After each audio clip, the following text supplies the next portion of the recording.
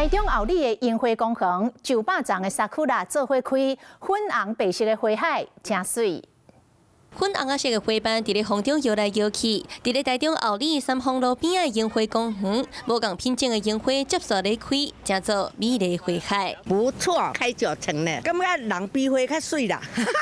觉得很好，很漂亮，开得很漂亮，而且很密集，没有想象中的人潮那么拥挤，然后那个空气也很好，然后整个视野就整个心情都很好起来了。不少民众趁好天来赏花，因为这免门票，交通够方便。近摆若到樱花季节，拢叫做台湾上界青的景点。我们是从高雄上来台中这边看樱花，家族跟一些朋友就一起过来。那我们在网络上面就是有看到这樱花林目前正在盛开，对，蛮密集的，而且呢，他们还让我们就是免费来参观，而且还种得非常的漂亮。地方嘛，预估整体花期会到3月中，不过还要看温度的变化。